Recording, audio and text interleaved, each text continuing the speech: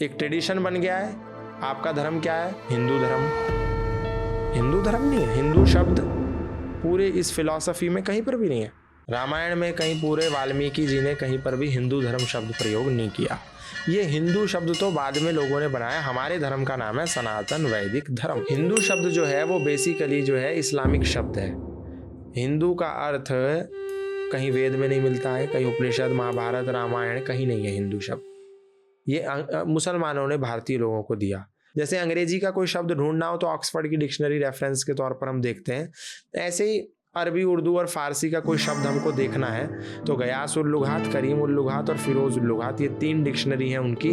इन तीनों डिक्शनरी में हिंदू शब्द का एक ही अर्थ है, काला, चोर, लुटेरा, काफिर, लुच्चा, लफंगा, बदमाश। तो जब अंग्रेज भारत की हिस्ट्री लिखेंगे तो वो भारत को महान नहीं लिखेंगे, वो भारत को क्या फ्रेम करेंगे वो बताने की जरूरत नहीं है।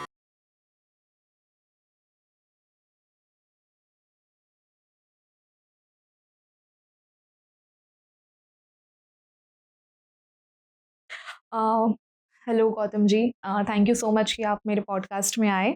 एंड मैं वैसे तो आपकी बहुत बड़ी फ़ैन हूँ। जिस वे में आप बातें करते हैं ब्लंटली, बहुत अच्छा लगता है। मतलब ऐसे क्लियर थॉट्स हो जाते हैं। अगर कुछ कन्फ्यूज़न भी होता है कि we should follow our roots या फैशन कन्फ्यूज़न होता है आजकल के बच्चों के दिमाग में, इवन मेरे भी दिमाग में, तो आपके कुछ कंटेंट्स देख के मुझे तो बहुत ऐसे क्लैरिटी मिल जाती है।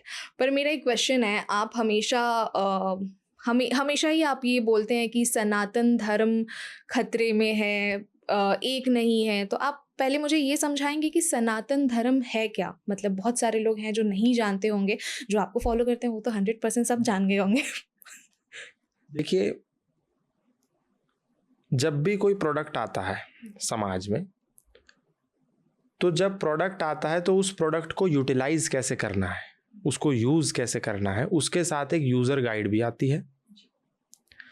अगर प्रोडक्ट आ जाए और यूजर गाइड ना आए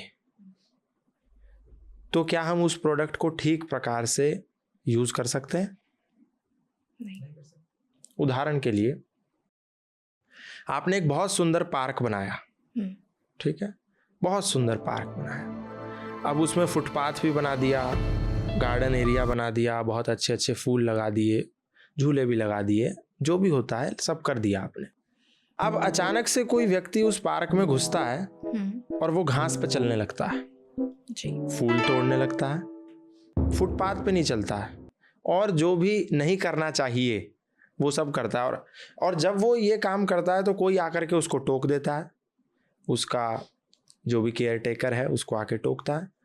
तो वो ये प्रश्न करेगा कि ये कहाँ लिखा है कि फूल तोड़ना मना है, और वो केयर टेकर जाके कहे कि आप इस पे चल रहे हैं, फुटपाथ पे नहीं चल रहे हैं, घास पे चल रहे हैं, फूल तोड़ रहे हैं, आपको 500 रुपए का जुर्माना। तो पहला प्रश्न क्या होगा उस व्यक्ति का कि अगर ऐसा था तो ये रूल आपको मुझे बताना चाहिए था, यानी क्या करना है और क्या नहीं करना है। अब बताया नहीं उसने, यानी कि रूल नहीं बताया और बिना रूल के ही पार्क को बना दिया। तो अब बिना रूल के जब पार्क बना दिया, लोग उसमें आ रहे हैं, कोई रूल बुक नहीं बनाई, कोई रूल्स एंड रेगुलेशंस का बोर्ड नहीं लगाया, तो सब अव्यवस्था होगी, मिसमैनेजमेंट होगा। और जब वो मिसमैनेजमेंट होगा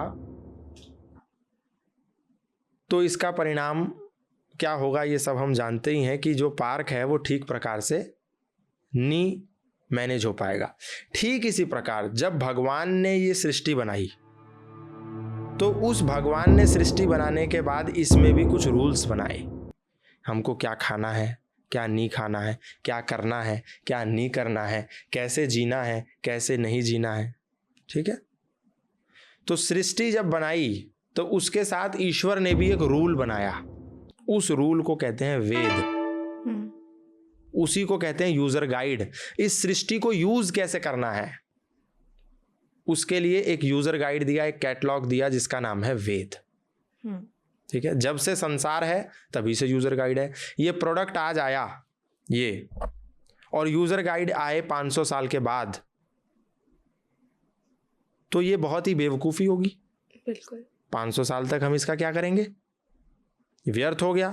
तो जब भी कोई प्रोडक्ट आता है तो यूजर गाइड उसके साथ आती है, पैरेलल आती है। ऐसा नहीं है कि 500 साल बाद आएगी, 1000 साल बाद आएगी। तो ऐसे ही हमारा जो धर्म है उसको कहते हैं वैदिक धर्म, यानी जो वेद पर आधारित धर्म है, हमारे धर्म का नाम है वैदिक धर्म। जो सनातन है वो इसकी उम्र है, एज, आयु। ओके। सनातन जो है वो इसकी आयु है। एक शब्द है नूतन यानी कि नया, एक शब्द है पुरातन यानी कि पुराना, और एक शब्द है सनातन यानी कि सदा से। ओके। सूर्य न नया है, कल ही नहीं निकला है, परसों ही नहीं निकला है, 100 साल पहले ही नहीं निकला है, पुराना भी नहीं है और नया भी नहीं है। ये क्या है? सनातन, सदा से है। सदा से कब से? जब से ये सृष्टि है। तो जब से ये सृष्टि है तभी से वेद है। उस पर आधारित जो धर्म है उसको कहते हैं वैदिक धर्म, और उसकी उम्र सनातन है, इसीलिए इसको हम कहते हैं सनातन वैदिक धर्म। तो ये है हमारा धर्म। कई लोग अज्ञानतावश परंपरागत एक ट्रेडिशन बन गया है, आपका धर्म क्या है? हिंदू धर्म। हिंदू धर्म नहीं है, हिंदू शब्द पूरे इस फिलॉसफी में कहीं पर भी नहीं है। पर जब हिंदू धर्म नहीं है तो बाकी धर्म का हम नाम क्यों लेते हैं? लाइक क्रिश्चियनिटी हो गया। नहीं, मैं कह रहा हूं हिंदू नाम का शब्द कोई नहीं है। अच्छा, ओके। हिंदू शब्द नहीं है, शब्द है सनातन वैदिक धर्म। ओके। गीता में कहीं हिंदू धर्म शब्द का प्रयोग भगवान ने नहीं किया। रामायण में कहीं पूरे वाल्मीकि जी ने कहीं पर भी हिंदू धर्म शब्द प्रयोग नहीं किया। ये हिंदू शब्द तो बाद में लोगों ने बनाया। हमारे धर्म का नाम है सनातन वैदिक धर्म। सनातन इसकी आयु है, वेद आधारित होने से इसको वैदिक कहते हैं। धर्म यानी कि कर्तव्य, क्या करने हैं क्या नहीं करने हैं, उसका जो एक ब्लूप्रिंट होता है उसको धर्म कहते हैं। ये है। मैंने आपके बहुत सारे स्पीच में ये सुना है कि सनातन धर्म खतरे में है। तो लाइक आई मीन वो आपको किस वे में, आप किस वे में ये बोलते हैं कि खतरे में है? क्या रीज़न है? देखिए, मैं जो ये बात कहता हूँ वो इसीलिए कहता हूँ कि हमें सच बोलना चाहिए। हम सच ना बोल करके झूठ बोलते हैं, यानी कि धर्म खतरे में।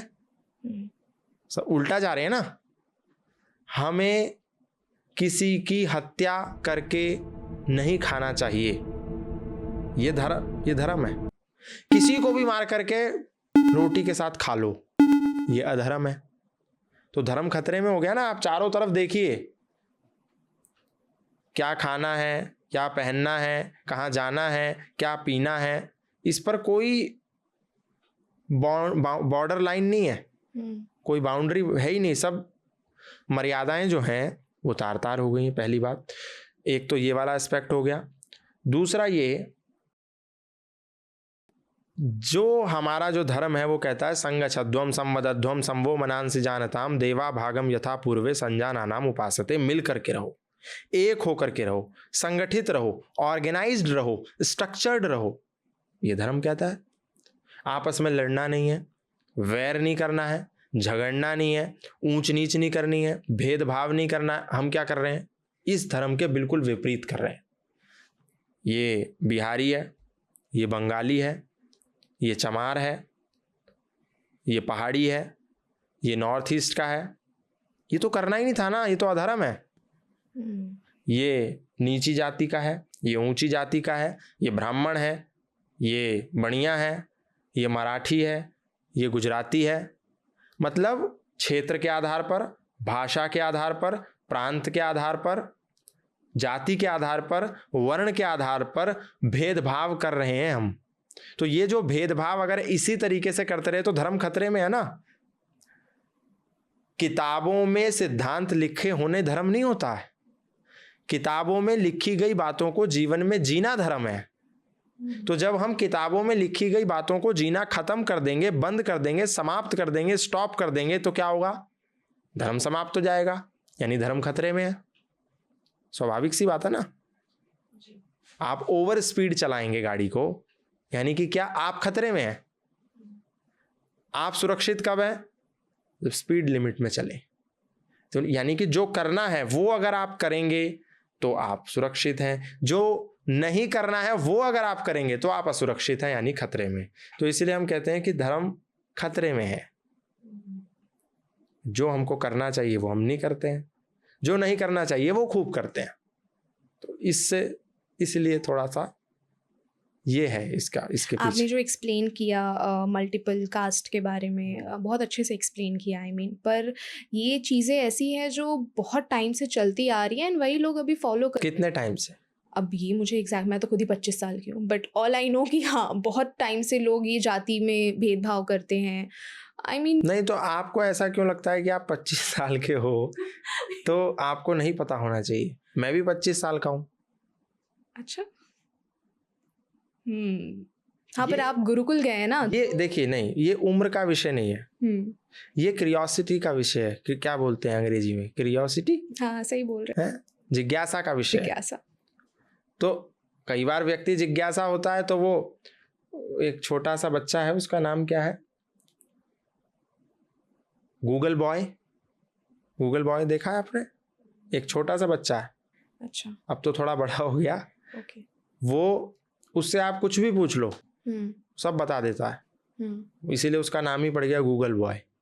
बट इन शॉर्ट मुझे पता है सालों सालों से चलती आ रही है ये जाति वाली, क्योंकि मैं भी एक गांव से ही बिलोंग करती हूँ, तो मैंने भी देखा है बहुत सारे। वो बात आपकी ठीक है। ये कुछ चीज़ें क्या है, इन्वेडर्स जो बाहर से आए थे उन्होंने जब देखा कि भारत के लोग बड़े संगठित हैं, भारत के लोग बड़े एकजुट हैं, भारत के लोग बड़े ऑर्गेनाइज्ड हैं, तो इनको कैसे तोड़ा जाए, क्योंकि भारत की ताकत ही है भारत की विविधता में एकता, है ना। अब उनको तोड़ने के लिए ये झूठी चीजें यहाँ पर गढ़ दी गई। हर्बर्ट रिस्ले नाम का एक सेंसस कमिश्नर भारत में आया था, उसने जातियों का विभाजन किया था। और किस आधार पर? किसी की नाक लंबी है उसको ऊपर रख दो, किसी की पतली चपटी है उसको नीचे रख दो, किसी के कान ऐसे हैं उसको ऐसे रख दो, किसी की हाइट ज़्यादा है उसको। इस आधार पर हर्बर्ट रिस्ले सेंसस कमिश्नर, जो ब्रिटिश सेंसस कमिश्नर था, उसने जातियों का विभाजन किया। पूरे सनातन धर्म के किसी भी ग्रंथ में, ना 4 वेद में, न 11 उपनिषद में, न महाभारत में, न रामायण में, न मनुस्मृति में, न भगवत गीता में, किसी भी सनातन के फिलॉसफिकल टेक्स्ट में कहीं पर भी आपको एक भी जाति का वर्णन नहीं मिलेगा कि ये धोबी है, ये तेली है, ये ऊंचा है, ये नीचा है, ये जाटव है, ये चमार है, कहीं नहीं है। ये अभी कुछ समय पहले जब ये ब्रिटिशर्स भारत में आए, उन्होंने ये डिवाइड एंड रूल की पॉलिसी को कैसे इम्प्लीमेंट करके इन पर हुकूमत करें, क्योंकि एकजुट 50 लकड़ियां हैं, उसका जो बंच है उसको हम कभी भी नहीं तोड़ सकते। 50 लकड़ियों के एक गट्ठे को रस्सी बांध करके आप ऐसे कीजिए, कभी नहीं टूटेंगी। लेकिन उसी 50 को 2-2 का सेट बना दो, 1 सेकंड में टूट जाएगी। तो ये ब्रिटिशर्स जो आए, इन्होंने समझ लिया कि अगर इनको तोड़ना है, अगर इन पर हुकूमत करनी है, अगर भारतीयों पर शासन करना है, अगर भारतीयों को गुलाम बनाना है, तो यहां पर इनको टुकड़ों टुकड़ों में विभाजित करना पड़ेगा। अब टुकड़ों टुकड़ों पे कैसे विभाजित करें? जाति के आधार पर करो, भाषा के आधार पर करो, क्षेत्र के आधार पर करो, है। और वही आज भी चल रहा है, जबकि आज इस चीज की बिल्कुल भी आवश्यकता नहीं है। चलो जाति, किसी को लगता है कि जाति तो बहुत पहले से चली आ रही है, ठीक है, जाति पहले से चली है। और ये भाषावाद, महाराष्ट्र में कितने ही लोगों को मराठी भाषी लोगों ने हिंदी भाषा बोलने के कारण पीटा। बहुत पुरानी बात नहीं है, पिछले महीने की बात बता रहा हूं मैं, कि आप मराठी बोलिए अगर आपको महाराष्ट्र में रहना है, हिंदी बोलेंगे तो आपकी पिटाई होगी। और कितने ही हिंदी भाषी लोग जो बिहार से आए थे, या जो उत्तर प्रदेश से वहाँ काम कर रहे हैं, या जो कुछ मजदूर हैं, या कुछ दूसरे प्रांत से आए हैं, वो मराठी नहीं बोल पा रहे हैं, तो उनको पिटाई कर दी। तो ये जो डिवाइड एंड रूल का कॉन्सेप्ट है, पहले अंग्रेज इसको यूज करते थे, आज भारत के काले अंग्रेज कर रहे हैं। पहले सफेद अंग्रेज, गोरे अंग्रेज करते थे, आज काले अंग्रेज कर रहे हैं। काले अंग्रेज? काले अंग्रेज मतलब जो भारत के काले नेता। ओके, गवर्नमेंट, ओके, समझ गई। वो भी अंग्रेज ही है ना, फिलॉसफी तो वही है। हाँ, मैं वही पूछने वाली थी। गवर्नमेंट तो हमारी अलग से फॉर्म निकालती है, जनरल कैटेगरी के लिए ये हो गया, इतने मार्क्स लाओ तो आप यूपीएससी के लिए वैलिड हो, नीट के लिए हो। कुछ पाप हो जाते हैं अतीत में और वो परंपरा बन जाती है। बाबा साहब भीमराव अंबेडकर ने कितने साल के लिए आरक्षण रखा था? हमेशा के लिए नहीं रखा था, एक टाइम पीरियड के लिए था, लेकिन अभी 70-75 साल हो गए वो अभी तक चल रहा है, जबकि उसे खत्म हो जाना चाहिए था। तो ये जो डिस्क्रिमिनेशन सदा से नहीं है, ये अभी कुछ समय पहले से आया है, पर अभी सबको ये समझना पड़ेगा कि ये समय आपस में भेदभाव का, ऊंच नीच का, आगे पीछे का, ऊपर नीचे का, ये समय नहीं है। इस समय बहुत अधिक आवश्यकता है एकजुट रह करके संगठित होने की। लेकिन अगर नहीं हुए और आपस में लड़ते रहे तो कई बार ऐसा होता है ना, घर की लड़ाई में पड़ोसी फायदा लेता है। तो वही काम सनातन को मानने वाले लोगों के साथ हो रहा है और होगा। फिर कोई 10 साल के बाद बचा नहीं पाएगा। तो सनातन धर्म में एकता कैसे आएगी, मतलब कैसे इनिशिएट किया जाए? एकता एक चीज में ही, एक चीज से ही एकता आ सकती है, अनेक चीज से एकता नहीं आती। एक झंडा होना चाहिए, और एक झंडा है सनातनियों का, एक ओम का झंडा। इस्लाम के लोग कैसे एक होते हैं? मुझे आइडिया नहीं। एक झंडे के नीचे एक होते हैं, अच्छा, ओके। चांद और सितारा बस। हम्म कोई मुसलमान हो वो ये नहीं कहेगा मैं इराक का मुसलमान हूं, मेरा सूरज का झंडा है। कोई ईरान का मुसलमान ये नहीं कहेगा कि मेरा जुपिटर का झंडा है, मेरे झंडे में जुपिटर है। कोई दुबई का मुसलमान हो वो कभी ये नहीं कहेगा मेरे को थोड़ा झंडा यूनिक बनाना है तो मेरे झंडे में मार्स रहेगा। ऐसा कभी नहीं होगा। दुनिया के 56 देश हैं इस्लामिक कंट्रीज, सबका झंडा एक है, चांद सितारा। सनातनियों के अंदर ये नहीं है, मैं राधा स्वामी का हूँ मेरा झंडा ये है, मैं धन सदगुरु हूँ मेरा झंडा ये है, मैं ब्रह्म कुमारी को मानता हूँ मेरा झंडा ये है, मैं निरंकारी समाज से हूँ मेरा झंडा ये है, मैं इधर से हूँ मेरा झंडा ये है, मैं राधा को मानता हूँ मेरा झंडा ये है, मैं कृष्ण को मानता हूँ मेरा झंडा ये है। सबने अपने अपने अपने अपने झंडे अलग बना रखे हैं। झंडा एक होना चाहिए, एक ओम ध्वज, उसके नीचे सबको यूनाइट होना। ये सामने श्री कृष्ण की किताब रखी है, श्री कृष्ण को मानने वालों में भी 50 अलग अलग कम्युनिटीज हैं। आप वृंदावन में गए हैं कभी? हाँ जी, गई थी मैं अभी। उसमें राधा वल्लभ अलग संप्रदाय, निम्बार्क अलग संप्रदाय, गौड़िया वैष्णव अलग संप्रदाय, इस्कॉन अलग संप्रदाय, गिव गीता अलग संप्रदाय, और अक्षय पात्रा अलग संप्रदाय है। कितने सारे संप्रदाय हो गए। कृष्ण को मानने वालों में ही 50 अलग अलग संप्रदाय खड़े हो गए। एक कह रहा है मैं राधा को मानता हूं, दूसरा कह रहा है नहीं हम कृष्ण को मानते हैं, तीसरा कह रहा है हम राधा और कृष्ण दोनों को मानते हैं, चौथा कह रहा है नहीं हम ना राधा को मानते हैं ना कृष्ण को मानते हैं, हम तो राधा के भाव को मानते हैं। ऐसे तो एक नहीं हो सकते, ऐसे तो एक नहीं हो सकते। तो ये तो सिर्फ आप वृंदावन की बात कर रहे हैं, वैसे तो देखा जाए तो हमारे इंडिया में महाराष्ट्र में गणपति तो हर जगह है। तो गलत है ना ये, ऐसे नहीं चलेगा। अगर ऐसे हम डिवाइड होते चले गए तो फिर तो हो गया काम। महाराष्ट्र में गणपति में भी कितना विवाद है आप जानते हो। मेरा गणपति सबसे बड़ा है, मेरा पंडाल सबसे बड़ा है, मेरा डीजे की साउंड वहां तक जाती है, हमारे पंडाल में 56 किलो का लड्डू भोग लगता है, हमारे पंडाल में 56 प्रकार का भोग लगता है। इस तरह का कंपटीशन है हमारे यहाँ। जबकि हमको कंपटीशन करना चाहिए कि हमारे यहाँ 1000 बच्चे भगवत गीता पढ़ते हैं, फिर दूसरा कहे कि नहीं हमारे यहाँ 2000 बच्चे भगवत गीता पढ़ते हैं। ये तो कंपटीशन समझ में आता है, ये सार्थक कंपटीशन है। अब आप ये कंपटीशन करने लगो कि हमारे यहाँ 1000 किलो के लड्डू भोग लगाए और दूसरा कहे मेरे यहाँ 1500 लगाए, ये तो बेकार का कंपटीशन है, इससे तो कुछ भी मिलने वाला नहीं है। मेरा गणपति 500 फीट का है और मेरा गणपति 1500 फीट का है, ये तो फिर जो एंटरटेनमेंट वाला एक सिनेरियो है, इससे किसी को कुछ भी नहीं मिलेगा। बाकी आप क्या विचार करते हैं, आप बताइए। मेरा तो इस पे कोई विचार नहीं है। मैं ऐसा फील करती हूँ कि हमें जो मानना चाहिए वो हमें हमारे पर्सनल तक ही रखना चाहिए। आई मीन देखिए उसको यूज़ कर मतलब स्प्रेड करके कोई फ़ायदा नहीं है, because no one is going to understand, so it's better. जैसे क्या जैसे आपने बताया वृंदावन के बारे में, ठीक है, तो वहाँ पे भी बहुत सारे आपने नाम लिए 4-5, तो अभी जस्ट एग्जांपल अगर मैं वृंदावन में जाती हूँ, अब मैं वहाँ पे मैंने बहुत लोगों को देखा है वो शिव जी की भी पूजा करते हैं, कृष्ण की ज़्यादा करते हैं, तो ये उनका चॉइस है, तो मैं इसमें मतलब नहीं, चॉइस तो ठीक है, हम ये नहीं कह रहे हैं कि आप ऐसा कीजिए ऐसा ना कीजिए, हम ये कह रहे हैं कि आप कुछ भी कीजिए पर यूनाइट रहिए। मैं आपके पॉइंट समझ रही हूँ। आप कृष्ण को मानते हैं मानिए, राधा को मानते हैं मानिए, लेकिन जब भारत, भारतीयता और सनातन और संस्कृति की बात आए तो ये भूल जाइए कि मैं राधा हूं, मैं कृष्ण हूं, फिर सबको एक होना है। फिर आपकी ये लाइन तो हमें कैलकाटा में ज़रूर जाके बोलना चाहिए। क्या? आई मीन जिस वे में आप एक्सप्लेन कर रहे हैं, बिकॉज आपने अभी कुछ दिन पहले एक स्पीच दिया था कि मदर टेरेसा तो इंडिया की थी नहीं। बिल्कुल नहीं थी। हाँ, ऑब्वियसली नहीं थी, ये तो हमें पता है।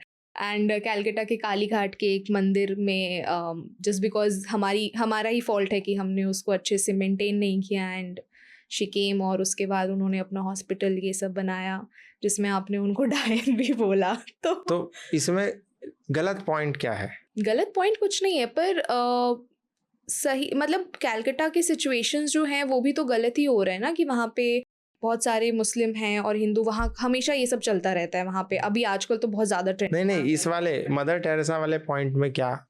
पॉइंट में कुछ इशू नहीं है, मैं आपको बस बता रही हूँ कि मैंने आपका ये सुना था, तो मुझे भी ये पता नहीं था कि वहाँ पे ऐसा सीन है, क्योंकि मैं कैलकाटा में कई बार गई हूँ, वहाँ पे देखा है, पर मुझे जेन्युइनली ये सब नहीं पता था, तो मुझे आपके थ्रू ही पता चला था, तो मैं बस वही पॉइंट रिपीट कर रही हूँ कि ये सारी चीज़ें तो फिर हमें कैलकाटा वालों को अब ज़्यादा अच्छे से समझाना चाहिए, क्योंकि वहाँ तो बिल्कुल अब यूनाइट कुछ भी नहीं है साथ में, सब अलग अलग है। मतलब सब जगह है, ये कैलकाटा में ही नहीं है, पर कैलकाटा में अभी बहुत ज़्यादा है, सब जगह है।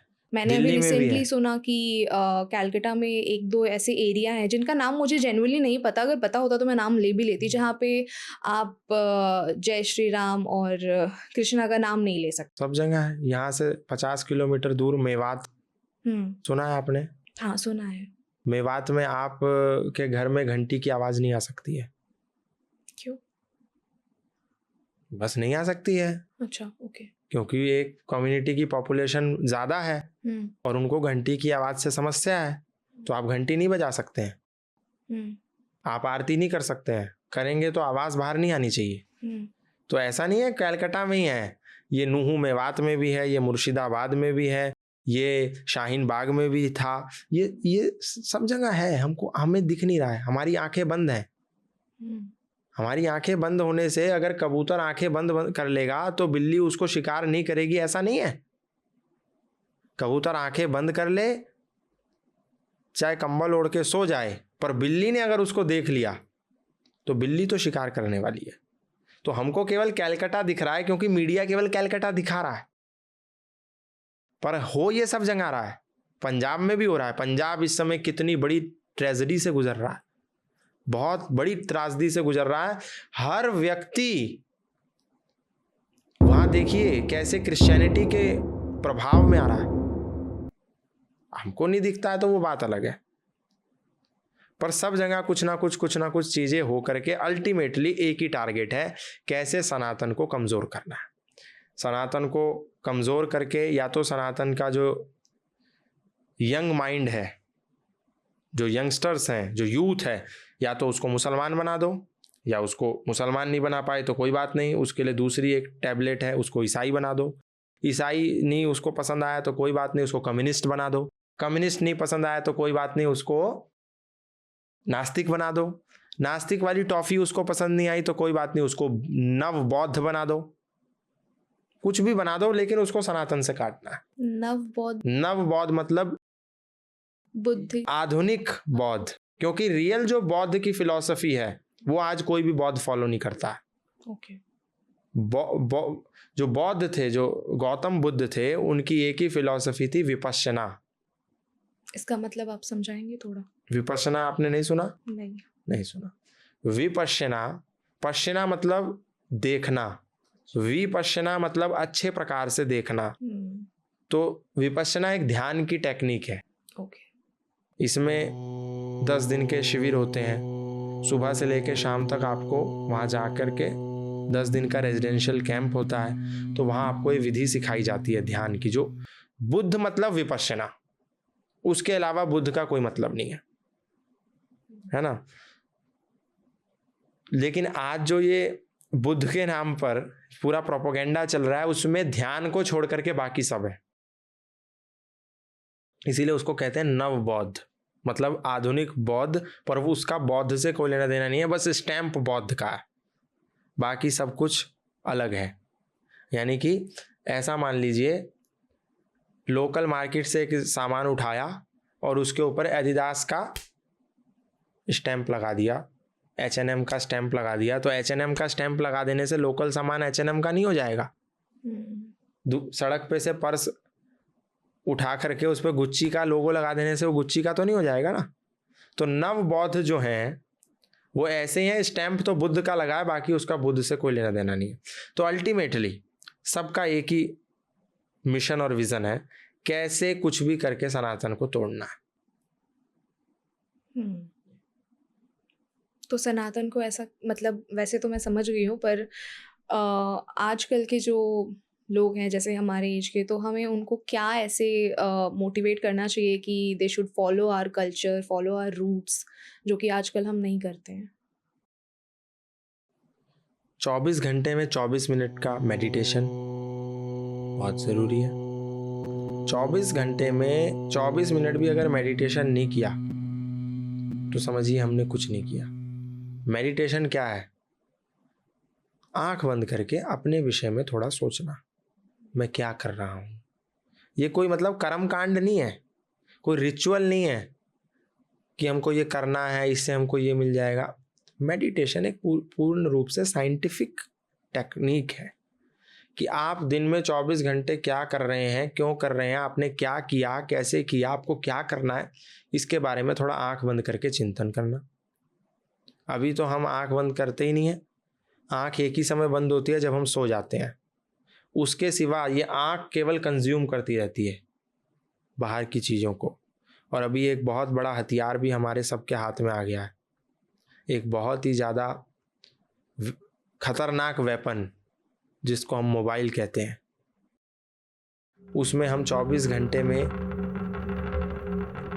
5 घंटे, 6 घंटे, 7 घंटे स्क्रॉल करते करते हमारा निकल जाता है। अब सोचिए, जो व्यक्ति 4 घंटे 5 घंटे स्क्रॉल कर रहा है, उसका अटेंशन स्पैन कितना ज़्यादा घट गया है, क्योंकि एक रील 30 सेकंड से लेकर के 1 मिनट तक की होती है।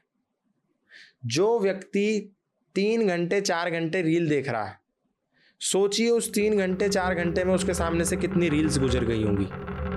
और हर रील का सब्जेक्ट अलग, हर रील का सब्जेक्ट अलग, हर रील का सब्जेक्ट अलग। तो यानी दिमाग की स्थिरता बनी रहेगी क्या? नहीं बनी रहेगी। इसीलिए पहले बोलते थे ना, कंसंट्रेट कीजिए, 1 घंटा बैठिए। तो वो क्या है, खुद को चारों तरफ से रोक करके, कंट्रोल करके एक जगह पर बैठाना। लेकिन अब लोगों का शेड्यूल बहुत हेक्टिक हो गया है, बहुत भागम भाग, बहुत भाग दौड़ हो गई है। इसीलिए कहते हैं भाई 24 घंटे में कम से कम 24 मिनट आंख बंद करके बैठ जाओ। आप करते हैं मेडिटेशन? हाँ, हेल्पफुल होता है? बिल्कुल। दूसरी चीज, अभी आपने कुछ टर्म्स बहुत सुनी होंगी बाहर आपके यहाँ, एक किताब भी मैंने देखी, किसी की पढ़ी होगी या आपकी होगी, law of attraction, the secret. Actually आज मुझे गिफ्ट मिला था वो, तो हाँ, उसको पढ़िएगा जरूर जी। बहुत अच्छी किताब है। कुछ टर्म्स पॉडकास्ट की दुनिया में भी बहुत ज़्यादा वायरल हो रही हैं, affirmations, mindfulness, law of attraction और मैनिफेस्टेशन। आपने सुनी होंगी, हाँ। और बहुत ज़्यादा सुनी होंगी।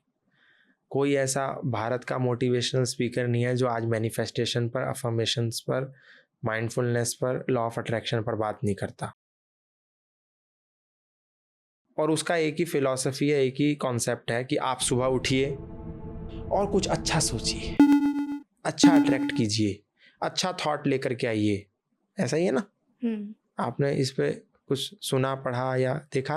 हाँ, मैंने आज ही एक पॉडकास्ट किया है इस पे। अच्छा, आपने कर लिया है, ठीक है। तो इसमें क्या होता है कि आप what you think you become, जो आप सोचेंगे वो बन जाएंगे। अच्छा सोचिए, अच्छी चीज़ें अट्रैक्ट कीजिए।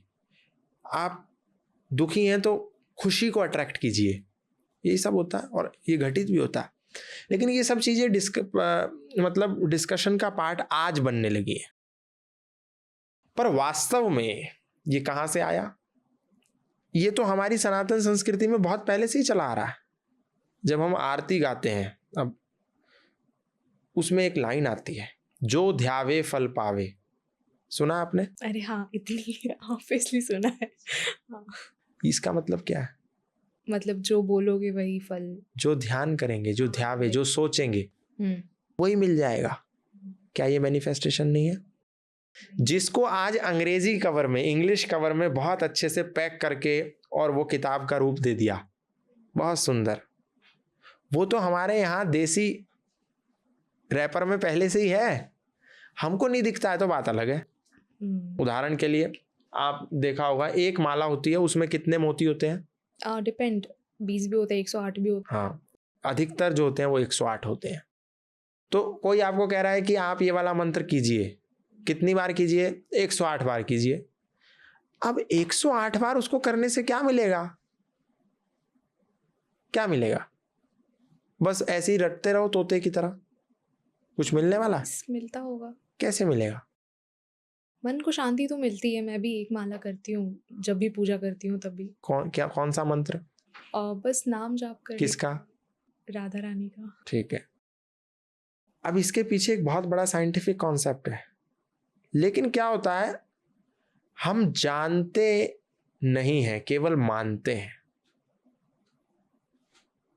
जानना चाहिए, फिर मानना चाहिए। जो व्यक्ति बिना जाने मानता है वो बेसलेस है, उससे कुछ भी प्राप्त नहीं होगा। तो जो 108 बार कर रहे हैं, क्यों कर रहे हैं? उसके पीछे एक विज्ञान है। जैसे सपोज कीजिए एक मंत्र है, गायत्री मंत्र, आपको आता है? ओम भूर्भुवः स्वः तत्सवितुर्वरेण्यं भर्गो देवस्य धीमहि धियो यो न प्रचोदयात्। अब इसको एक बार 108 बार जपेंगे तो क्या मिलेगा? कुछ भी नहीं मिलेगा। अगर इसको बिना जाने जपेंगे तो अच्छा, काला अक्षर तो भैंस बराबर है ना, हम जानते ही नहीं है उसका अर्थ क्या है, तो क्या मिलेगा? कुछ भी नहीं मिलेगा। लेकिन अगर हमें उसका अर्थ पता होगा, अर्थ क्या है उसका, हम उस प्राण स्वरूप, दुख नाशक, सुख स्वरूप, श्रेष्ठ, तेजस्वी, पाप नाशक, देव स्वरूप परमात्मा को अपनी अंतरात्मा में धारण करें। वह परमात्मा हमारी बुद्धि को सन्मार्ग की ओर प्रेरित करे। May Almighty illuminate our intellect towards the righteous path. अब आप 108 बार यही सोच रहे हैं, May Almighty illuminate our intellect towards the righteous path, righteous path, righteous path. तो जो व्यक्ति 108 बार यही विचार कर रहा है कि मेरा इंटेलेक्ट सही रास्ते पर जाए, उसका नहीं जाएगा क्या? क्योंकि मैनिफेस्टेशन का यही सिद्धांत है। हम मैनिफेस्टेशन को आज पढ़ रहे हैं, अफर्मेशंस को आज पढ़ रहे हैं, लेकिन ये तो हम पहले से करते आ रहे हैं, पता नहीं है हमको, वो बात अलग है। इसीलिए जो भी हम मंत्र करते हैं, जो भी हम रिपीटेडली करते हैं, बार बार करते हैं, फ्रिक्वेंटली करते हैं, उसको चिंतन करके करना चाहिए। बिना चिंतन करके करेंगे तो वो काला अक्षर भैंस बराबर है।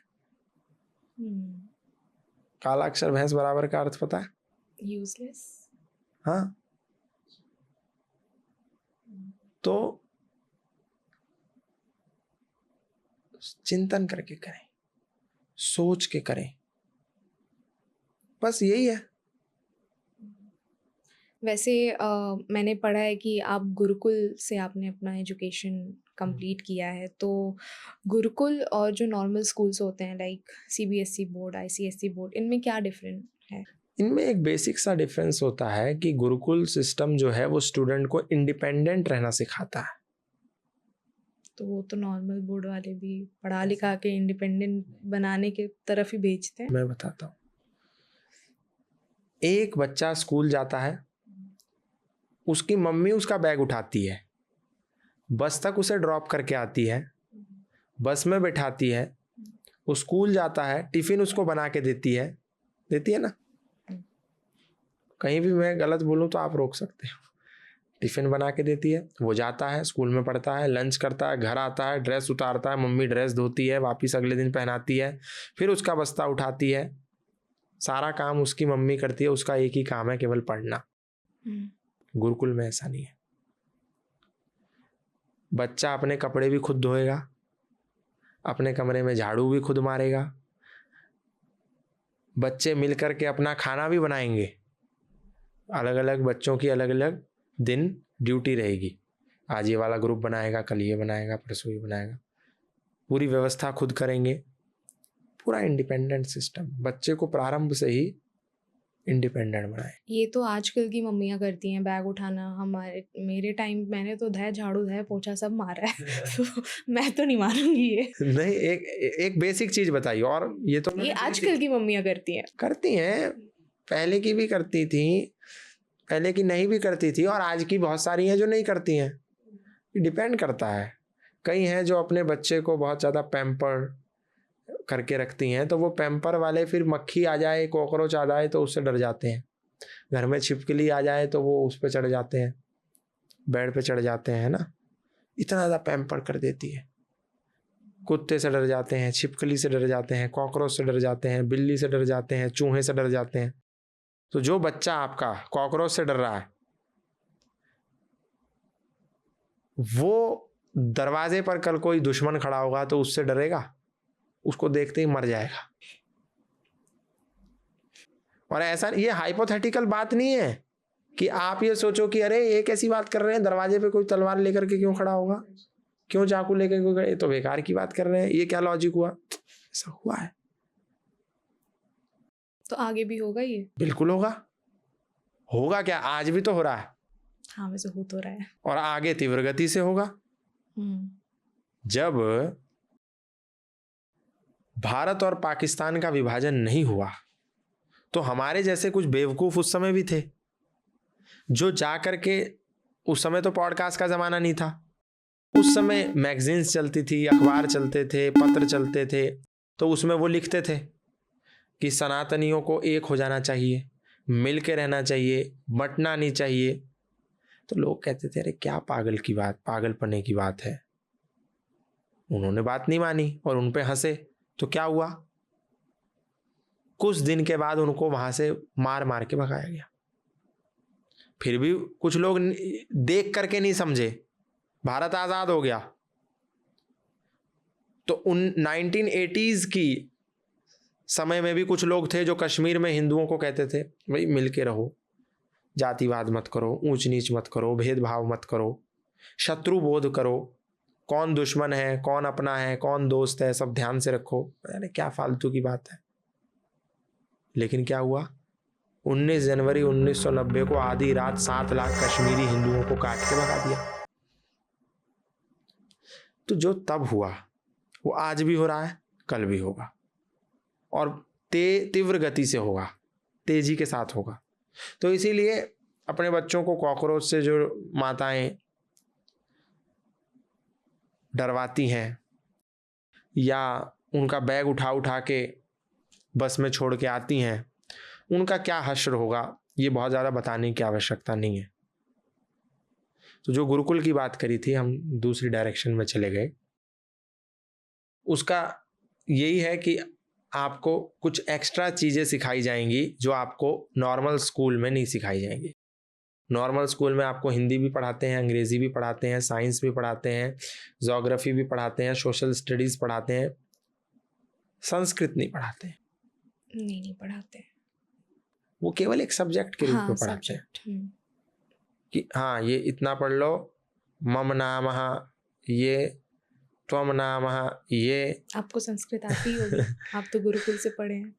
हाँ, तो इतना भर उसको पास होने के लिए पढ़ाया जाता है, वो भी फॉर्मेलिटी के तौर पर।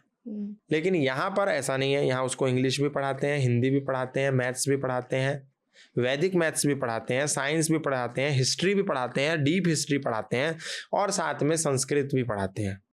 तो गुरुकुल में क्या है, थोड़ा एक्स्ट्रा पढ़ाते हैं, वहाँ पर केवल पास होने के लिए पढ़ाते हैं।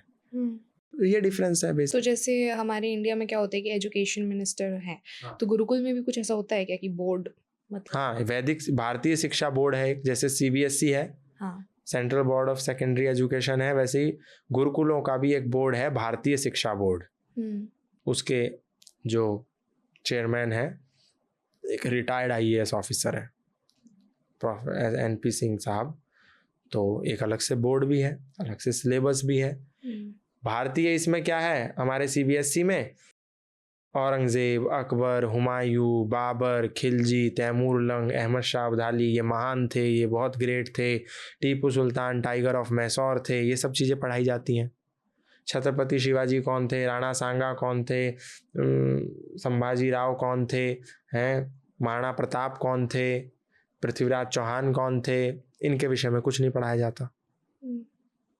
यहाँ पर ऐसा नहीं है। यहाँ पे बताया जाएगा कि महाराणा प्रताप महान थे और अकबर एक बहुत निहायती घटिया आदमी था, सच को सच और झूठ को झूठ। खिलजी ने इतने बलात्कार किए तो वो बलात्कारी था, आतंकवादी था। औरंगजेब एक बलात्कारी था, आतंकवादी था, वो महान नहीं था। यहाँ इनकी स्कूल की किताबें कह रही हैं औरंगजेब महान था, अकबर महान था, हुमायूं महान था, खिलजी महान था, बाबर महान था। ये कह रहे हैं कि नहीं, रियलिटी ये है, बाबर महान नहीं था, उसने लाखों मंदिरों को भारत में तोड़ा, वो महान नहीं हो सकता। तो यानी सही को सही और गलत को गलत, एक तो ये भी बहुत बड़ा डिफरेंस है दोनों के एजुकेशन सिस्टम में। तो आज की डेट में हमें क्या ऑप्ट करना चाहिए, लाइक गुरुकुल या नॉर्मल? क्योंकि सब तो नॉर्मली, गुरुकुल मैंने ऑनेस्टली उतना नहीं सुना है अभी। आजकल जब से मैं ये पॉडकास्ट करना शुरू की हूँ तो मुझे थोड़ा बहुत आइडिया हुआ है। जब मैं वृंदावन में गई थी तब फर्स्ट टाइम मैंने सुना था कि गुरुकुल होता है आज के डेट में भी, वरना इससे पहले मुझे जेन्युइनली नहीं पता था। बस नहीं, गुरुकुल है, एक गुरुकुल है कन्या गुरुकुल चोटीपुरा, अमरोहा में एक गुरुकुल है, आप उसके बारे में सर्च कीजिएगा, वहाँ 1200 लड़कियाँ पढ़ती हैं। अच्छा। पूरा गुरुकुल एक रेजिडेंशियल मोड ऑफ एजुकेशन है, वहाँ घर से आना जाना ये सब नहीं होता, काइंड ऑफ हॉस्टल। हाँ, वहीं रहना है, वहीं पर पढ़ना है। तो गुरुकुल के बच्चे भी मतलब आगे चल के डॉक्टर, इंजीनियर ये सब बनते? IAS भी बनते हैं। हाँ, ओके। ये जो मैं आपको बता रहा हूँ गुरुकुल चोटीपुरा, वहाँ की एक पढ़ी हुई एक लड़की अभी DM है उत्तराखंड में। ओके। तो ऐसा नहीं है, ये क्या है, कुछ ऐसे भ्रांतियाँ हैं, मिसकंसेप्शंस हैं। ये ऐसा होता है क्या, वैसा होता है क्या, ये गुरुकुल में क्या होता है, ये कुछ पढ़ाते भी हैं कि नहीं पढ़ाते हैं, इसको पढ़ के क्या होगा, नौकरी मिलेगी कि नहीं मिलेगी, कुछ भ्रांतियाँ हैं, ये मिसकॉन्सेप्शन है। जब हम अभी आप इस फील्ड में आए हो, धीरे धीरे आपको ऐसी ऐसी रहस्यात्मक चीज़ें देखने को मिलेंगी, तो आप कहोगे अच्छा होगा कि मैं इस फील्ड में हूँ। क्योंकि लोगों से मिलने से बहुत सारी चीज़ें आपको पता चलती हैं। आप घर में AC 16 नंबर पे करके सो जाइए, कुछ भी आपको पता नहीं चलेगा, कंफर्ट तो पूरा रहेगा। कुछ करना है, कुछ जानना है, कुछ बनना है, तो कंफर्ट जोन को छोड़ना पड़ता है। दुनिया में ऐसा कोई व्यक्ति नहीं है जो कंफर्ट जोन में रहते हुए महान बन गया हो। एक भी उदाहरण नहीं आप दे सकते, चाहे वो वेस्ट का हो, चाहे भारत का हो, चाहे पूरी वर्ल्ड हिस्ट्री का हो। एक भी आदमी कंफर्ट जोन छोड़े बिना महान नहीं बन सकता। आप राहुल गांधी को देखिए, सबसे बड़ा उदाहरण, सोने का चम्मच लेके पैदा हुए, लेकिन देश की जनता ने स्वीकार नहीं किया अनटिल एंड अनलेस सड़क पे जब तक नहीं उतरे। और सड़क पे जब उतर गए, भारत जोड़ो यात्रा करी, उसके बाद देखिए। अरे ये तो वही कर रहे हैं जो आप करते हैं। क्या? भारत जोड़ो, सनातन धर्म जोड़ो। जो भी कर रहे हैं, मैं एक बात बता रहा हूं, जब उस आदमी ने अपना कंफर्ट जोन छोड़ा तो वो उसका ग्राफ बढ़ा, नहीं तो सब पप्पू कहते थे। अभी इमेज चेंज हो गई। तो मैंने जो कहा आपको, जो आपने कहा कि अभी मुझे पता चला, तो जब हम कंफर्ट जोन से बाहर निकलते हैं तो धीरे धीरे बहुत सारी चीजें हमको पता चलती हैं। तो अभी आपको बहुत सी रहस्यात्मक, बहुत सी मिस्टीरियस चीजें ऐसी ऐसी पता चलेंगी जो शायद आपको जिसकी अपेक्षा भी ना हो। एक आधी आप ही बता दीजिए, ताकि मेरे जो जिस टाइप के लोग हैं आज के डेट में हमारे एज के, उनको मतलब बेसिकली मैं ये पूछना चाहती हूँ कि आपके अकॉर्डिंग हमारे जो आजकल के कल्चर हैं, जो यूथ है, उनको ऐसी कौन-सी स्टोरी या कौन से ऐसे पुराने लोगों के बारे में 100% पता होना ही होना चाहिए, जो हमारे हिस्ट्री बुक में नहीं है? हिस्ट्री बुक में नहीं है ऐसा नहीं कह सकते। हुँ। तो हमारे हिस्ट्री बुक में कोई भी हिंदू का नहीं है, but just I just want to know. इस स्टेटमेंट को हमको थोड़ा सा सही करना होगा। हिस्ट्री बुक में नहीं है ऐसा हम नहीं कह सकते, हिस्ट्री बुक में है। पर जो हिस्ट्री बुक हम पढ़ते हैं या जो हमारे हाथ में परोसी जाती है, जो हम तक पहुंचाई जाती है, उसमें नहीं है। हुँ।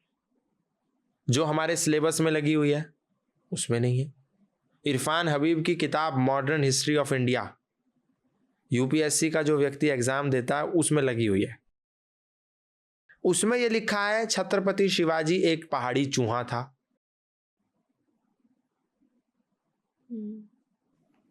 अब आप देखिए, यानी कि जो हिस्ट्री बुक हम पढ़ रहे हैं उसमें छत्रपति शिवाजी महाराज को एक चूहा कहा गया।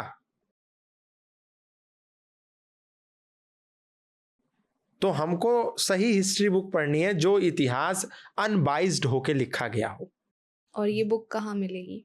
बहुत सारी बुक्स हैं। पीएनओ साहब ने बहुत सी किताबें लिखी हैं हिस्ट्री की।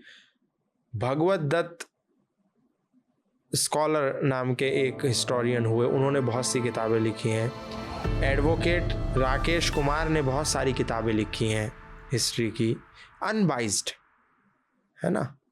तो अनबाइज्ड किताबें हमको पढ़नी चाहिए जो किसी के इन्फ्लुएंस में ना लिखी गई हो। विद्याधर सूरज प्रसाद नायपॉल भारत के व्यक्ति थे लेकिन विदेश में रहते थे, उनको नोबेल प्राइज मिला। उन्होंने एक बात कही कि भारत दुनिया का एकमात्र ऐसा व्यक्ति है जो अपने द्वारा लिखे गए इतिहास पर विश्वास नहीं करता। भारत दुनिया का एकमात्र ऐसा व्यक्ति है वो उन लोगों के द्वारा लिखी गई हिस्ट्री में बिलीव करता है जिन लोगों ने भारत को गुलाम बनाया। यानी कि भारत के लोगों को भारतीय लोगों द्वारा लिखी गई हिस्ट्री पढ़ने में रुचि नहीं है। उनको भारत की हिस्ट्री वो पढ़ने में रुचि है जो किसी अंग्रेज ने लिखी हो या किसी अरब के लुटेरे ने लिखी हो। वो हिस्ट्री उसको पढ़ने में बड़ा मजा आता है। तो जब अंग्रेज भारत की हिस्ट्री लिखेंगे तो वो भारत को महान नहीं लिखेंगे, वो भारत को क्या फ्रेम करेंगे वो बताने की जरूरत नहीं है। तो हमको हिस्ट्री वो पढ़नी चाहिए जो भारतीय लोगों ने लिखी है, जो भारत से प्रेम करते हैं, जो भारतीयता से प्रेम करते हैं, ना कि उन लोगों से जो विदेश को ज़्यादा पसंद करते हैं भारतीय रहते हुए भी, या फिर वो विदेशी द्वारा लिखी है जो मूल विदेशी हैं। ऐसे लोगों की हिस्ट्री हमें नेग्लेक्ट करनी चाहिए क्योंकि स्वाभाविक सी बात है, अंग्रेज अपने शत्रु के लिए कोई अच्छी बात नहीं लिखेंगे, खराब लिखेंगे। आपने वैसे वैदिक में स्टडी किया है तो इसके बारे में कुछ बताएंगे? मतलब अगर आज के डेट में अगर किसी को इससे रिलेटेड स्टडी करना हो तो क्या स्टेप हो, कहाँ से स्टार्ट करना चाहिए वैदिक स्टडी? अगर बेसिक से प्रारंभ करना है तो एक बुक है the light of truth. The light of truth एक ऐसी किताब है जिसमें इस्लाम के बारे में भी है, ईसाइयों के बारे में भी है, वामपंथियों के बारे में भी है, नास्तिकों के बारे में भी है, जैनियों के बारे में भी है, बुद्धों के बारे में भी है, कबीर पंथियों के बारे में भी है और सनातन के विषय में भी है। यानी एक ही किताब जिसमें सब सत्य का सार है। दुनिया की 3000 किताब पढ़ने के बाद महर्षि दयानंद ने एक पुस्तक लिखी जिसका नाम है द लाइट ऑफ ट्रुथ। अगर हम उसको पढ़ लेते हैं तो हमको वेद क्या है, वैदिक क्या है, वैदिक धर्म क्या है, सनातन धर्म क्या है, इस्लाम क्या है, जैन क्या है, बौद्ध क्या है, यहूदी क्या है, पारसी क्या है, सब कुछ पता चल जाएगा एक किताब में। उसमें हिस्ट्री भी है, उसमें रामायण भी है, उसमें महाभारत भी है, उसमें मनुस्मृति भी है, उसमें कुरान भी है, उसमें बाइबिल भी है, उसमें त्रिपिटक भी है। सारे ग्रंथों के उसमें रेफरेंस दे करके बहुत अच्छा लिखा है। तो वहाँ से प्रारंभ कर सकते हैं। ओके। एंड इसके लिए कॉलेजेस में भी पढ़ाई होती होंगी? हाँ कॉलेजेस में होती है, पर कॉलेजेस में क्या होता है, एक स्ट्रक्चर्ड फॉर्म होता है, आपको एक सिलेबस पढ़ना है और बस वहाँ यहाँ से शुरू करके यहाँ पे ख़त्म करना है बस। पर कुछ चीज़ें ऐसी होती हैं जो जिज्ञासु प्रवृत्ति के होते हैं, फिर फ्री स्टाइल पढ़ना पड़ता है आपको। आपने कौन सी करी है? मैं तो कॉलेज में भी पढ़ा और वैसे भी पढ़ता हूँ। ओके। मेरा एक लास्ट क्वेश्चन है, सनातन और हिंदू में फ़र्क होता है या ये एक ही है? नहीं नहीं, एक नहीं है। हिंदू शब्द अलग है, सनातन शब्द अलग है। सनातन शब्द तो हमने आपको बता ही दिया। हिंदू शब्द क्या है, ये मुसलमानों ने भारतीय लोगों को दिया कि ये सिंधु नदी के पार रहते हैं इसीलिए हिंदू हैं। ये एक झूठा प्रोपेगेंडा चलाया गया। आपने ये कहानी पढ़ी कि नहीं पढ़ी हिस्ट्री में? नहीं। कौन सी कहानी वैसे? कि सिंधु नदी के पार रहने वालों को हिंदू कहते हैं। नहीं, ये मैंने नहीं पढ़ी है। हिंदू शब्द जो है वो बेसिकली जो है इस्लामिक शब्द है। हिंदू का अर्थ कहीं वेद में नहीं मिलता है, कहीं उपनिषद, महाभारत, रामायण, कहीं नहीं है हिंदू शब्द। ये मुसलमानों ने भारतीय लोगों को दिया और उन्होंने अपनी डिक्शनरी में इसका अर्थ लिखा है, हिंदू का मतलब काला, चोर, लुटेरा, काफिर। और अरबी, उर्दू और फारसी तीनों भाषाओं की अलग अलग डिक्शनरी है। गयास उल लुगात, करीम उल लुगात और फिरोज उल लुगात।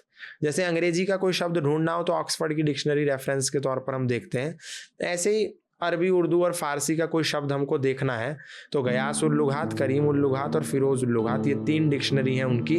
इन तीनों डिक्शनरी में हिंदू शब्द का एक ही अर्थ है, काला, चोर, लुटेरा, काफिर, लुच्चा, लफंगा, बदमाश। तो उन्होंने ये हिंदू शब्द हमको दिया, एक झूठी कहानी बता दी। क्योंकि आप डायरेक्टली कहोगे कि हिंदू का मतलब काला, चोर, लुटेरा, काफिर है, तो मैं अगर आपको कह दूंगा कि इसका अर्थ ये है तो आप खुद को कहोगे नहीं नहीं बाबा मैं हिंदू नहीं हूं, ऐसा ही होगा। लेकिन मैंने क्या किया, इसके ऊपर एक नया कवर चढ़ाया, एक नया नैरेटिव गढ़ा कि नहीं नहीं इसका अर्थ ये नहीं है, इसका अर्थ है सिंधु नदी के उस पार रहने वालों को हिंदू कहते हैं। तो हम ये पूछते हैं कि सिंधु नदी के पार रहने वालों को सिंधु कहो ना, हिंदू क्यों कहते हो? ये क्या लॉजिक हुआ कि सिंधु के पार रहने वाले हिंदू, सिंधु के पार रहने वाले को सिंधु कहो, हिंदू क्यों कहना है? तो फिर उनका दूसरा लॉजिक है कि फारसी भाषा में सा को हा कहते हैं। तो अगर फारसी में सा को हा कहते हैं तो मुसलमान को मुहलमान क्यों नहीं कहते, इस्लाम को इहलाम क्यों नहीं कहते? यानी कि totally it's a fake narrative so that we can easily accept this word Hindu. तो we should continue by saying Hindu और सनातन। सनातन ना, स्वाभाविक सी बात है। कौन मूर्ख होगा जो खुद को चोर, लुटेरा, काफिर, लुच्चा, लफंगा, बदमाश कहने में गर्व की अनुभूति करेगा? जो करेगा वो तो बेवकूफ ही होगा। Agree. तो we are not Hindu, we are सनातनी। समझ गई। And thank you so much, बहुत नॉलेज वाली बातें आपने करी, थोड़ी ऐसे अवेकिंग टाइप कॉन्वर्जेशन, मुझे तो बहुत अच्छा लगा। And thank you so much आने के लिए, स्पेशली आप हरिद्वार से आ रहे हैं। हाँ, मुझे बताया कि बहुत दिन से आपका संपर्क हो रहा था, तो फिर मैंने कहा ठीक है, काफी बार आ गया। वैसे मुझे पता था कि इतना जल्दी भाव नहीं देंगे वो, इसलिए मैं भी कॉल पे कॉल उनको करते जाती थी। इसमें भाव की बात नहीं है, क्योंकि थोड़ा शेड्यूल भी ऐसा इस तरीके से रहता है। क्योंकि मैं तो यहाँ आके आपसे पूछा कि आपका प्लेटफॉर्म क्या है। हाँ, तो ऐसा भाव देने की बात होती तो फिर पहले देखते, अच्छा इनके तो 2000 फॉलोवर्स हैं, इनको भाव नहीं देना है, इनके 2 मिलियन है, इनको भाव देना है। तो हमारा एक सिद्धांत है, एक फिलॉसफी है, एक आइडियोलॉजी है और एक प्रिंसिपल है, number can't decide, number doesn't matter. आपके 2 मिलियन हो या 2000 हो, लेकिन अगर आपके अंदर एक जज्बा है तो आप कुछ कर सकते हैं। तो आज की तारीख में हम अगर देखें तो no one is on time. और विशेषकर आप दिल्ली में आइए, गुरुग्राम में आइए या किसी भी मेट्रोपॉलिटन सिटी में जाइए, सब लोग भाग रहे हैं। हाँ, मैं खुद आज सुबह से भाग ही रही हूँ, आज ही बैंगलोर से आई हूँ। सब भाग रहे हैं, no one is on time and everyone is running. और दूसरी सबसे बड़ी बात, कोई अपने सब्जेक्ट पे नहीं है, कोई अपने विषय पे नहीं है। हमको कुछ भी अचीव करना है तो सब्जेक्ट पे रहना पड़ेगा, विषय पे रहना पड़ेगा, दाएं बाएं नहीं देखना है। पॉडकास्ट मतलब पॉडकास्ट। तो आपकी जो सबसे अच्छी बात मुझे लगी वो है अपने सब्जेक्ट पर रहना और उसके लिए लगे रहना। कंसिस्टेंसी इस दुनिया में बहुत जरूरी है और यंगस्टर्स में आज की डेट में इसका बहुत अभाव है। कंसिस्टेंसी नहीं है, डेडिकेशन नहीं है। डेडिकेट होकर काम करना पड़ता है। तो जो मैं क्यों यहाँ पे आ गया, उसके पीछे एक ही चीज़ है, एक तो आपका डेडिकेशन, दूसरा आपका कंसिस्टेंसी। ये 2 चीज़ है जो मुझे यहाँ खींच लाई, और तीसरा सब्जेक्ट पे रहना। करना है तो करना है, फिर उसमें इफ एंड बट कुछ नहीं, दाएं बाएं कुछ नहीं, करना है तो करना है। अर्जुन की तरह मछली की आंख दिख रही है अर्जुन को, सुना है? अरे हाँ, इतनी भी गवार नहीं हूँ, सुना है। नहीं, क्या होता है ना, बहुत सारी चीजें कई बार हमें ऐसा लगता है कि सबने सुनी होती है, पर बहुत से लोगों ने नहीं सुनी। बहुत सी ऐसी चीजें होंगी आपने सुनी है, मैंने नहीं सुनी है। नहीं, मैं जॉइंट फैमिली से बिलोंग करती हूँ ना, तो ये तो सुनना है ही। तो इसीलिए मैं पूछ लेता हूँ, मेरी आदत है। कहीं ऐसा ना हो ना कि सामने वाला बैठ के सोचे कि अरे ये क्या बोल रहे हैं। फिर कई बार हम लोग थोड़ा सा संकोच में पूछते नहीं है, तो इसलिए ऐसा ना डिस्कनेक्ट ना हो जाए, इसीलिए मैंने कहा। तो ये आपको बहुत बहुत शुभकामनाएं, बहुत बहुत बेस्ट विशेज़ हैं मेरी तरफ से कि ये जो आपका नया जो इनिशिएटिव है ये लोगों में विशोक पहुंचाए और लोग शोक से बाहर आए। जी, और मैं आपका वो जो आपने मुझे दिया है टाइटल, जी। मैं डेफिनेटली उसका फोटो लेने वाली जी हूँ। जी